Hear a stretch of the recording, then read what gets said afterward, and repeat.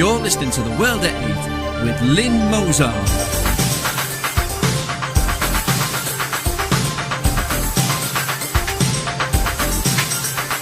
The World at 8, the number one in nationalist news.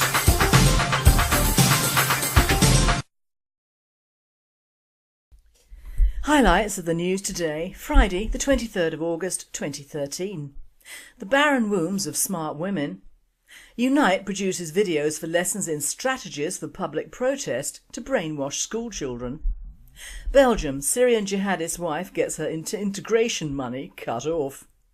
Germany, city government demands shop owners avoid using Christian symbols in Christmas lights.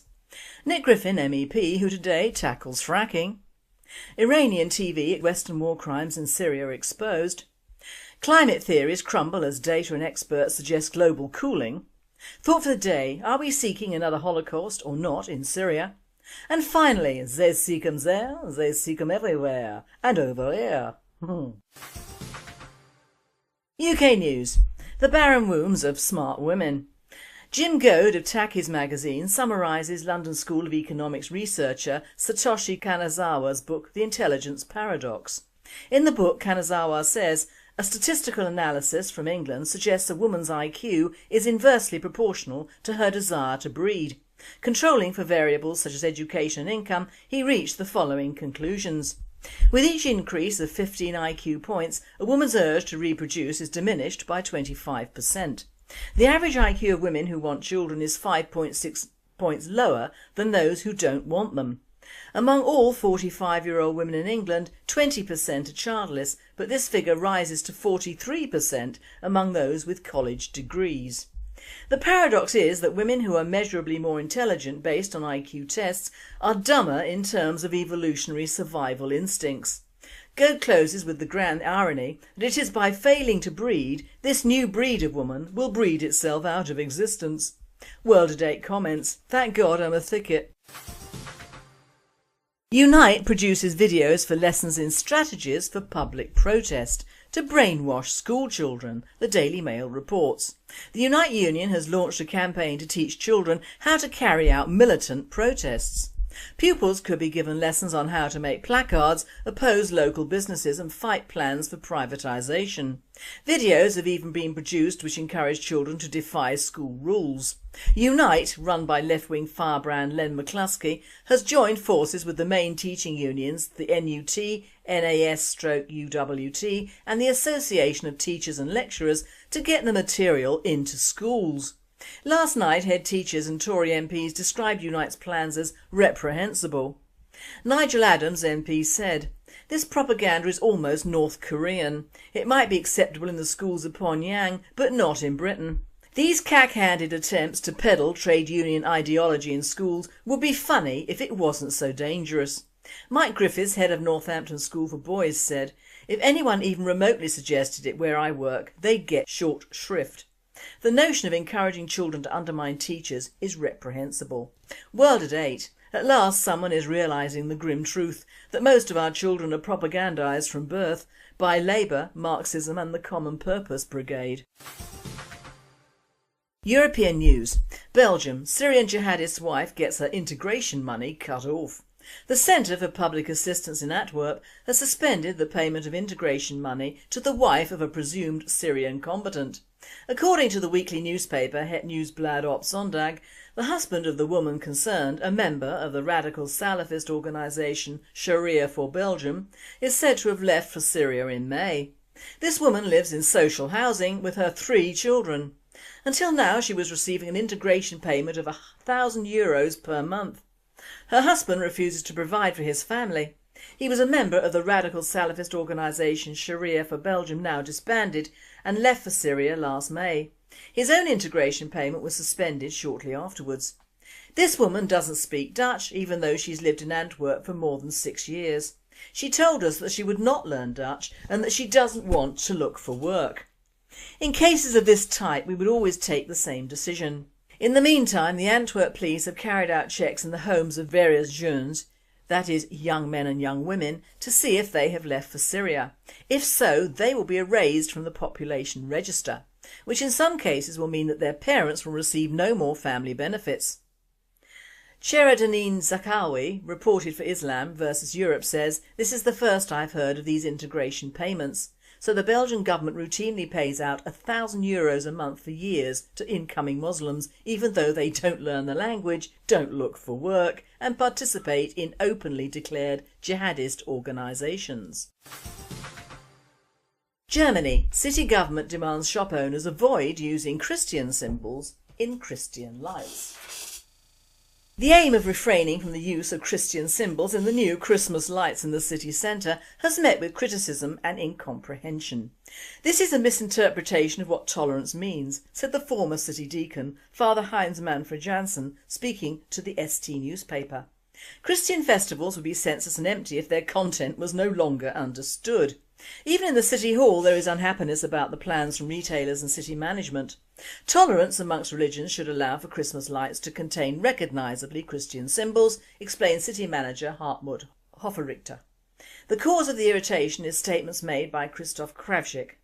The city manager from the city centre office had indicated that the new lighting concept for Christmas time would aim for neutral elements.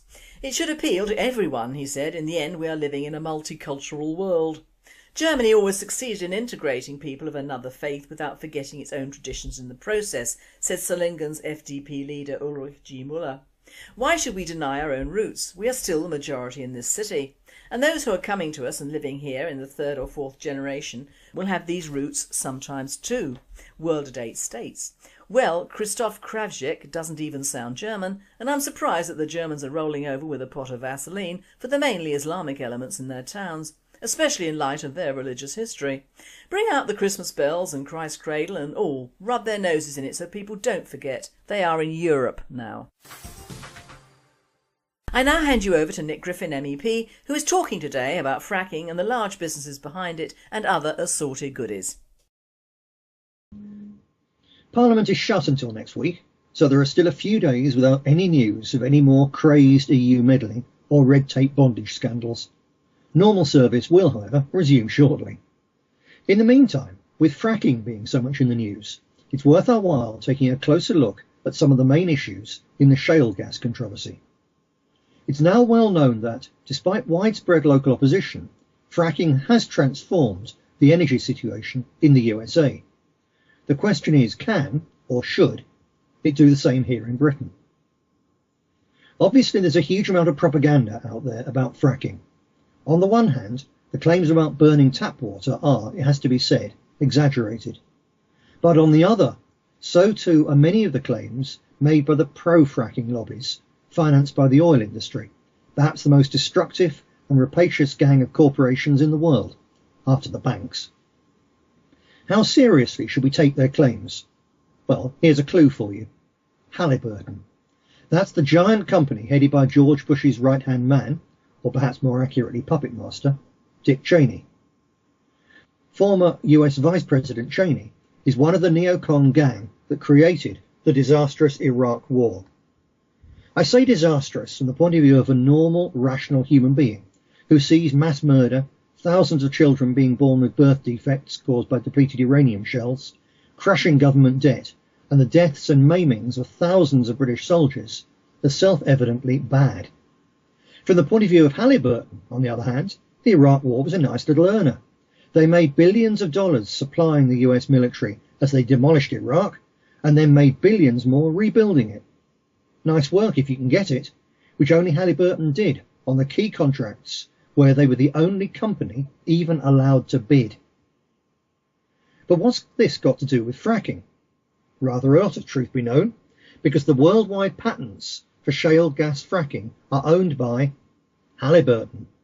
That's right, the people who gave us the lies about WMDs and hence the Iraq War also make fortunes from fracking. How comfortable does that make you feel about those rosy pro-fracking claims about energy self-sufficiency and safety? One of the claims made by pro-frackers worries me even more though, because it's true. At a pro-fracking briefing meeting I attended in Brussels last year, industry partisans acclaimed the fact that the majority of the companies involved in the huge shale gas industry in the USA are SMEs, small to medium enterprises. So you see, fracking isn't being done by the big bad oil giants. It's a small, friendly industry run by honest, hard-working little self-employed chaps in hard hats, a bit like a young John Wayne. Plenty of room for the little guys, plenty of local jobs. Ah, and if you believe that, you'll believe anything. A glimpse of the big business realities of shale gas fracking was given this week in an article in the Daily Telegraph on the 21st of August. Entitled, "Poland's Shale Drive Will Transform Europe If It Doesn't Drop the Ball," this dwelt at some length on the problems encountered by those trying to develop the industry in Poland. Incidentally, the majority of the shale gas exploration licenses in Poland are owned by one George Soros. Two Polish experts quoted in the Telegraph article give us a glimpse of just how big an operation fracking really is. Quote, "There have been a number of very poor boreholes so far," said Mr. Prawava, now at the Energy Studies Institute in Warsaw. "This has to be admitted, but it was mostly due to lack of experience. We need at least 100 lateral drills to reach any conclusion. So far, there have only been 6. The piece continues, quote, "Mr. Fanning said it's a fallacy that Polish shale gas is unusually hard to extract. The rocks are 2,500 to 4,000 metres deep, which is not so different from the US. Even if they're deeper, there's more pressure, so you get more gas out. It balances out. The catalyst that is missing in Poland is sheer intensity of drilling. You need 60 wells in each area to find the right recipe. Until you start fracking, you're just guessing. There have been only 3 or 4 horizontal fracks in the country so far," unquote.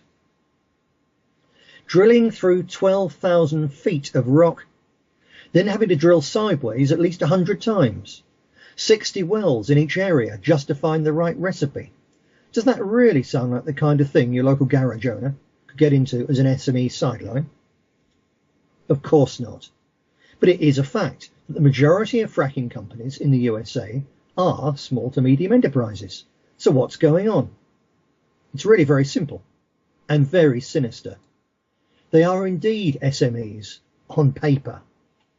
And that's for a very good, or, from the point of view of residents of vast swathes of Lancashire, Cheshire, Yorkshire, Staffordshire, Kent, Sussex, Dorset, South Wales and Scotland, a very bad reason. The giant oil companies are the only people with the equipment, know-how and money to run such huge-scale operations.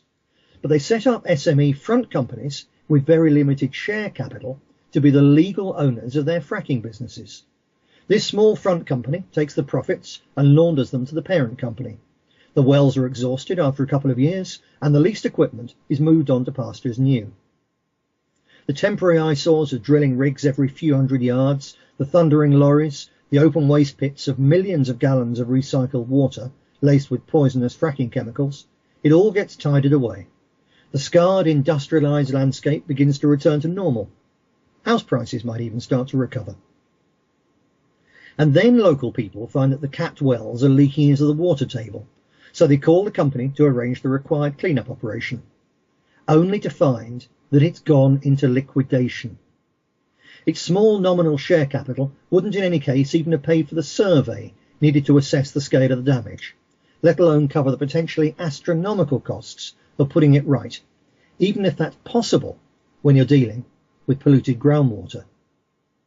There's no point setting lawyers on the parent company because the SME front covers all the legal responsibility and it's vanished. So the cleanups either won't get done at all or they'll have to be funded by the government. Except that there's no such thing as government money. There's only money the government gouges out of people like you and me through 1,001 different taxes. Speaking with a very senior expert from the Russian energy giant Gazprom in Parliament last year, he told me that this was precisely what caused Russia to reject a proposal by one of the biggest American oil companies for a joint venture in the Russian Arctic recently. The company with which the Russians were about to sign the contract had the name of the parent company. It looked like the US parent company. It sounded like the US parent company. It was going to use the equipment of the US parent company. But when the Russians looked into its ownership structure, they found that the company wanting to exploit a vast chunk of Russia was legally a totally independent, limited company with a mere $10,000 worth of share capital. All its assurances about clean-up operations were worthless. So, since Russia's run by nationalists, they told them where to stick their contract. We need to tell people these facts. Fracking is already becoming a huge issue in British politics, and it's going to become an even bigger issue in the lives of families and entire communities all over the country in the next few years. As nationalists, we understand the key responsibility of governments is to think long term, to take into account the interests of future generations, as well as the short-term need of any society for cash. Accordingly, our instinctive and informed reaction to shale gas fracking is that, while it may be appropriate in the vast, almost unpopulated wide open spaces of the USA or the Russian Arctic, it's wholly unsuitable for our crowded little islands. It is irresponsible madness to risk environmental disaster for the sake of a few years' cheap gas, or rather big gas profits for foreign companies and a tax windfall for the Treasury to blow on foreign aid and criminal foreign wars. Unfortunately, the criminal stupidity of successive recent governments, particularly since the Climate Change Act was passed through Parliament with just 2 MPs voting against it, means that Britain has wasted so much time and money fighting the mythical threat of man-made climate change that we're fast running out of energy options. Our coal industry has been murdered. Our nuclear industry sold off to foreigners. Our power stations are being closed thanks to EU regulations. Our beautiful countryside has been despoilt by armies of near-useless subsidised wind turbines, and our energy bills have been inflated to line the pockets of carbon criminals. As a result, the lights will soon start going out, and the pressure to exploit shale gas will grow and grow. Which, of course, is why big oil, particularly Shell, surreptitiously funded the useful idiot watermelon Greens to discredit the coal and nuclear industries in the first place. The BNP position is simple. If Labour and condemn folly really has left Britain with no choice but to develop shale gas in at least some areas, then the loot, pollute and scoot model of foreign corporations hiding behind limited liability SMEs must be banned. Instead, the reserve should be carefully developed by a state-owned company run on the same lines as Norway's hugely successful nationalised oil industry. But while that would ensure that all the jobs went to Brits, that all the money stayed in Britain, and that funds will be set aside for proper clean-ups and complete environmental restoration, if that's possible, it's still far from ideal. Steel rusts. Concrete rots. Can we really guarantee the long-term safety of sealed-up disused wells? Think back to the aftermath of earlier fossil energy exploitation and the coal slag heaps that bothered no one. And remember Aberfan. Far better then to take urgent action right now to develop the energy technologies needed to put the oil and gas era behind us by choice, rather than because we run out, as we've already virtually run out, of North Sea oil. The present government's efforts in this regard are, needless to say, pathetic. The UK spent a mere £66 million on nuclear research and development in 2011. MP's expenses that same year totalled £71 million. The Condem's long-term plan for nuclear energy, published this year, committed £15 million for a new world-class national nuclear users facility, awarded a total of £18 million to 36 nuclear research and development projects, and allocated £12.5 million to join the Jules Horowitz test reactor programme that's being constructed in France. That's £45.5 million for our nuclear future, while MP's expenses this year will come to more than twice that. We can see where Parliament's commitment lies. Back in the 1960s, Britain led the way with research into the generation of electricity in ultra-safe thorium plants. The Dragon reactor in Wingfrith, Dorset, built on experiments in the USA in the 1950s and showed great promise, before being shut down to cut costs. As the headline on another article in the Telegraph on the 21st of August pointed out, quote, scientists turning their attention to thorium, a cleaner and cheaper alternative to uranium, unquote. The huge potential of thorium is now being worked on in Norway and China, leaving Britain to slip behind in yet another field in which we could have led the world. And while the government grudgingly puts £45 million into a pathetically inadequate nuclear research programme, they plan happily to blow a staggering £72 billion on HS2, just to knock 20 minutes off the train journey from Manchester to London. There is an argument for high-speed rail. The northwest of England could well benefit from the improved connection, but the price is now simply too high. HS2 should be shelved at once, and the money instead invested in a massive, coordinated plan to increase the energy efficiency of everything we do in Britain, and to develop new world-beating homegrown industries in deep wave energy, clean coal, solar power, thorium and hydrogen power for transport. There is an enormous prize to be had in terms of recreating our hard industrial base, our future export earnings and the return of skilled and well-paid working-class jobs on a huge scale. And in addition, prompt action on those lines would allow us to leave shale gas safely in the ground and our green and pleasant land intact and unspoilt for future generations. Thank you, Nick. The one thing worrying me is the large difference in the actual depth of drilling needed between the so-called established fracking ops in the US and us in the UK. Friends of the Earth say this risks earthquakes, but the experts say that in millions of fracking operations in the US there's not been one tremor big enough to cause damage.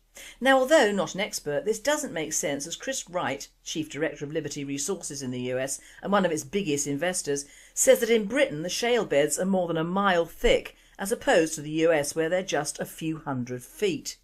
Now, as a newbie to fracking language, I would have thought if we had a larger amount of earth and rock to drill through to our shale beds, which are apparently deeper than the American ones, then our drilling would be more damaging to that area than just going down a shorter distance as they do in the States. World news. Iranian TV Western war crimes in Syria exposed. Press TV Iran says there was a time during the 30-minute covert dirty war in Syria when the Western governments and mainstream media would make a clamour over reported massacres. Now, despicably, these governments and media just ignore such atrocities. Why? Because it's increasingly clear that the groups committing these crimes against thousands of Syrian civilians are the foreign-backed mercenaries, whom the Western media and their governments have tried to lionise as rebels fighting for democratic freedom. That charade is rapidly disintegrating, exposing not just criminal Western governments sponsoring the violence against civilians, but an entire media industry that's also guilty of war crimes through its willful complicity. This is not just mere hyperbole. To disseminate false information and lies about conflict under the guise of independent news is to be complicit in covering up war crimes. You can hardly get more serious misconduct than to tell lies about crimes against humanity. World at 8, as much as it galls me, I have to agree with Iranian TV for the English-speaking world on this particular subject, which features in my thought for the day today. Climate theories crumble as data and experts suggest global cooling. The so-called global warming alarmists are in a frenzy after the latest climate data confirm the Earth actually appears to be entering a potential cooling trend. Sea ice cover in Antarctica is growing to record levels, tornadoes and hurricanes are at record lows and more. According to experts, the most recent revelations continue to make a mockery of alarmist claims, debunking United Nations theories about human-caused global warming and the wildly inaccurate supposed climate models used to forecast doom and gloom by forces seeking carbon taxes and more centralised government. Proponents of what is known as anthropogenic global warming theories, which claim that human activity is to blame for alleged warming, have long warned that increasing levels of carbon dioxide in the atmosphere would lead to catastrophic warming. The problem is that even based on data gathered by the planet's premier climate alarmists, the UK Met Office for example, or various US agencies, shows that global warming stopped more than a decade and a half ago, as the New American reported last year. Already, in an apparent effort to save face, and perhaps huge amounts of taxpayer funding, NOAA was caught using cherry-picked scattered weather anecdotes as evidence that the globe is warming. If you think scientists just couldn't get any more incompetent, then think again. Gosling continued in his report, demolishing the government's bogus claims. Thought for the day. Are we seeing another Holocaust in Syria or not? Thought for the day. Are we seeing yet another Holocaust or not? You will have to judge for yourselves if we in the West will be paraded around the various sites of terrible acts of man's inhumanity to man and made to pay for it unto the 10th generation.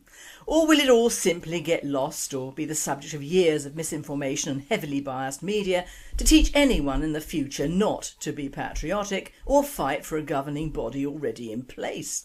Or indeed the other more likely option of bringing in all the rest of the world and its mother to do one's dirty work for them under the much used guise of democracy and the people.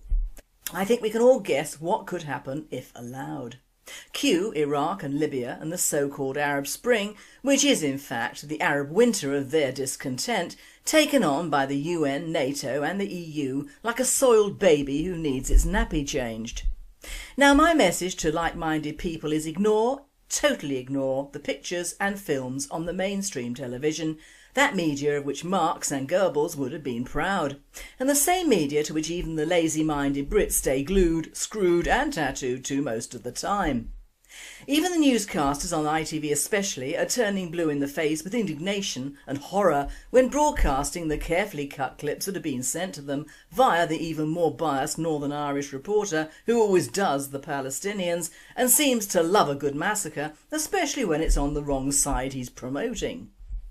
Now, I'm not a Holocaust denier, never have been, never will, but I am open to the fact that many of these poor souls died of hunger and disease and that a large number of the millions were not just Jewish, but anti the Third Reich, homosexuals, gypsies and political prisoners. That is not denying the Holocaust occurred, like the Muslims seem to and get away with, but that, like all terrible acts of war that take place within the countries at war, happen, and we all know history is written by the victors and not on the screens of Hollywood, who, if we face the sad fact, have been making millions of dollars from the Nazis, the Third Reich and World War II since it ended. Vis-a-vis the Pacific War as well, but I digress. Now back to ITV, and we were just warned before it started that the pickies would upset people, and this was just to build up the hype and to get you all waiting for the inevitable terribleness of it. And of course it came. A very overlong section of the news was devoted to pictures of children crying and dead babies, but very little was shown of the places that received this chemical cocktail and why. Now, call me cynical, and I'm sure you will, but why just children? Why is it that whenever we get news footage out of a Muslim country, it always contains children? Do they think we in the West are any more prone to ahhing and umming over a child? Forgive me, but this lady ain't for turning in that direction either. Now, unless all these poor little mites were lined up in one place at one time without any adults to speak of present, and then one side or the other showered them with nasty chemicals, took the pictures and walked away, then I fail to see how numerically this could be achieved, especially as some of the so-called footage has been taken off old shots, and according to Russia Today, much of these films were posted before the actual event allegedly occurred. Please see link at bottom of this thought and under the general heading of News of Chemical Weapons Attack in Syria, published one day before massacre happened. Islamic Invitation Turkey. More proofs of the false nature of the claims being parroted by the media in support of political pygmies with a lust for blood. Now, it seems very sad that to get proper informed news and not the almost hysterical diatribe given out on BBC, ITV, Sky, and with the US Fox News hovering on the fence with Obama, who knows the truth but would never admit it, it's Russia Today that, apart from your own nationalist World at 8, that imparts the nearest thing to the truth, which is often unpalatable but a necessary force in reporting. You have to face facts that all the reports out of Iraq were false. Libya was a set-up and a farce which had dangerous repercussions for all of the Arab world and led to Egypt, which, unless the generals get a strong government going, will never be the same country it was. And now we have Syria. And I have the greatest respect for President Bashar al-Assad. He is fighting not only the heavily funded Islamic fundamentalist military machine, but like the Nazis, although I use this with trepidation, Assad is fighting without God on his side. God is clearly black, Christian, very wealthy from arms deals, and wears the ridiculous badge of democracy firmly stamped on his forehead, with the UN and NATO and the Western press firmly up his backside, and the green flag of jihadist Islam gripped in his hands. Now, poor old baby-killing Assad has the devil on his side. And I say this because actually fighting protesters and troublemakers in your own country is clearly the work of the devil and the Antichrist. Try to keep your country safe and doing away with people who would ruin it, and indeed come into your country from abroad to do so, albeit ably funded from God and his arms deals, is clearly the work of Mr. Satan from downstairs. The UN has sent inspectors into the country. Now this was arranged months ago and they have been inspecting. The reason they cannot inspect parts of Damascus is that there were no chemical weapon sites to inspect and that part could be under the control of the so-called rebels or Islamic crusaders as the media portrays them. Now in the voice of Russia they say, and I quote, "The Islamic political and cultural website Islamic Invitation Turkey claims that several videos were uploaded one day before the reports on chemical weapons use near Damascus in Syria.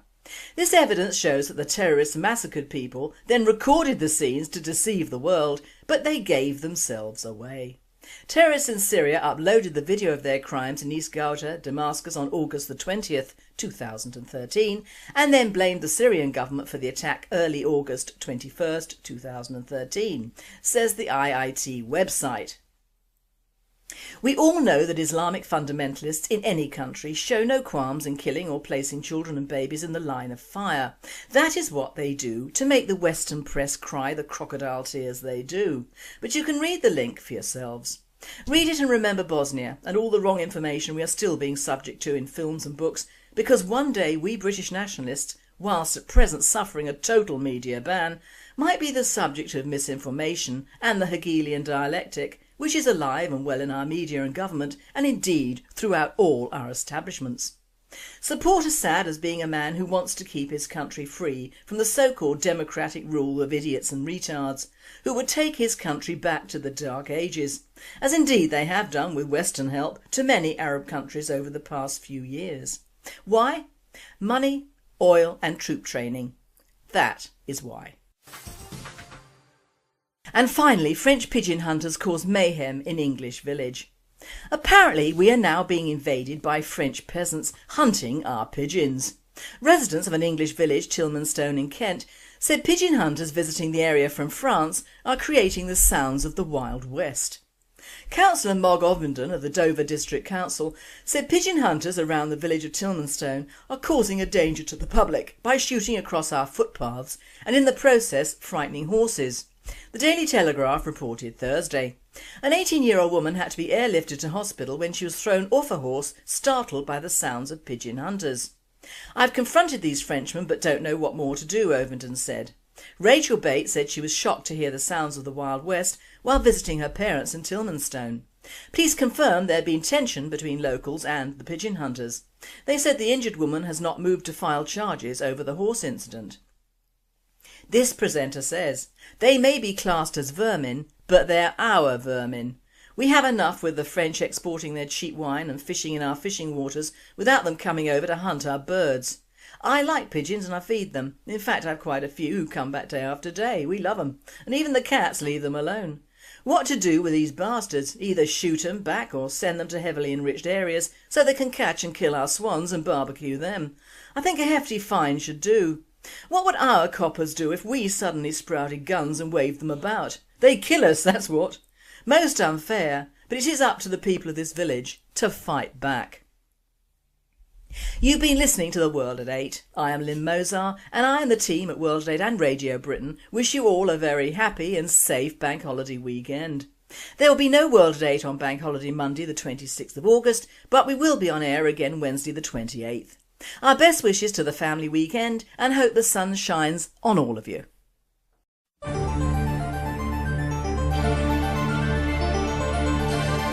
You're listening to The World at 8 with Lynn Mozar.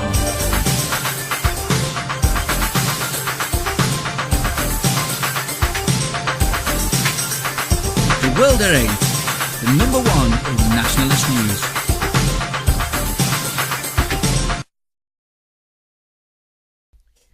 Highlights of the news today, Friday the 23rd of August 2013. The barren wombs of smart women. Unite produces videos for lessons in strategies for public protest to brainwash school children. Belgium, Syrian jihadist wife gets her integration money cut off. Germany, city government demands shop owners avoid using Christian symbols in Christmas lights. Nick Griffin MEP who today tackles fracking. Iranian TV, Western war crimes in Syria exposed. Climate theories crumble as data and experts suggest global cooling. Thought for the day, are we seeking another Holocaust or not in Syria? And finally, they seek 'em there, they seek 'em everywhere, and over here. UK News. The barren wombs of smart women. Jim Goad of Takis magazine, some declared jihadist organisations. Germany. City government demands shop owners avoid using Christian symbols in Christian lights. The aim of refraining from the use of Christian symbols in the new Christmas lights in the city centre has met with criticism and incomprehension. This is a misinterpretation of what tolerance means, said the former city deacon, Father Heinz Manfred Janssen, speaking to the ST newspaper. Christian festivals would be senseless and empty if their content was no longer understood. Even in the City Hall there is unhappiness about the plans from retailers and city management. Tolerance amongst religions should allow for Christmas lights to contain recognisably Christian symbols, explained City Manager Hartmut Hoferichter. The cause of the irritation is statements made by Christoph Kravchik. The city manager from the city centre office had indicated that the new lighting concept for Christmas time would aim for neutral elements. It should appeal to everyone, he said. In the end we are living in a multicultural world. Germany always succeeded in integrating people of another faith without forgetting its own traditions in the process, said Solingen's FDP leader Ulrich G. Müller. Why should we deny our own roots? We are still the majority in this city. And those who are coming to us and living here in the third or fourth generation will have these roots sometimes too, summarises London School of Economics researcher Satoshi Kanazawa's book The Intelligence Paradox. In the book, Kanazawa says, a statistical analysis from England suggests a woman's IQ is inversely proportional to her desire to breed. Controlling for variables such as education and income, he reached the following conclusions. With each increase of 15 IQ points, a woman's urge to reproduce is diminished by 25%. The average IQ of women who want children is 5.6 points lower than those who don't want them. Among all 45-year-old women in England, 20% are childless, but this figure rises to 43% among those with college degrees. The paradox is that women who are measurably more intelligent based on IQ tests are dumber in terms of evolutionary survival instincts. Goad closes with the grand irony that it is by failing to breed, this new breed of woman will breed itself out of existence. World at 8 comments, thank God I'm a thicket. Unite produces videos for lessons in strategies for public protest to brainwash school children, the Daily Mail reports. The Unite Union has launched a campaign to teach children how to carry out militant protests. Pupils could be given lessons on how to make placards, oppose local business. Het Nieuwsblad op Zondag. The husband of the woman concerned, a member of the radical Salafist organisation Sharia for Belgium, is said to have left for Syria in May. This woman lives in social housing with her 3 children. Until now she was receiving an integration payment of €1,000 per month. Her husband refuses to provide for his family. He was a member of the radical Salafist organisation Sharia for Belgium, now disbanded, and left for Syria last May. His own integration payment was suspended shortly afterwards. This woman doesn't speak Dutch, even though she's lived in Antwerp for more than 6 years. She told us that she would not learn Dutch and that she doesn't want to look for work. In cases of this type we would always take the same decision. In the meantime, the Antwerp police have carried out checks in the homes of various jeunes, that is young men and young women, to see if they have left for Syria. If so, they will be erased from the population register, which in some cases will mean that their parents will receive no more family benefits. Cheradanine Zakawi, reported for Islam versus Europe, says, this is the first I've heard of these integration payments. So the Belgian government routinely pays out €1,000 a month for years to incoming Muslims, even though they don't learn the language, don't look for work and participate in openly businesses and fight plans for privatisation. Videos have even been produced which encourage children to defy school rules. Unite, run by left-wing firebrand Len McCluskey, has joined forces with the main teaching unions, the NUT, NAS/UWT and the Association of Teachers and Lecturers to get the material into schools. Last night head teachers and Tory MPs described Unite's plans as reprehensible. Nigel Adams MP said, "This propaganda is almost North Korean. It might be acceptable in the schools of Pyongyang but not in Britain. These cack-handed attempts to peddle trade union ideology in schools would be funny if it wasn't so dangerous." Mike Griffiths, head of Northampton School for Boys, said, "If anyone even remotely suggested it where I work, they'd get short shrift. The notion of encouraging children to undermine teachers is reprehensible." World at 8. At last someone is realising the grim truth that most of our children are propagandised from birth by Labour, Marxism and the Common Purpose Brigade. European news. Belgium, Syrian jihadist's wife gets her integration money cut off. The Centre for Public Assistance in Antwerp has suspended the payment of integration money to the wife of a presumed Syrian combatant. According to the weekly newspaper,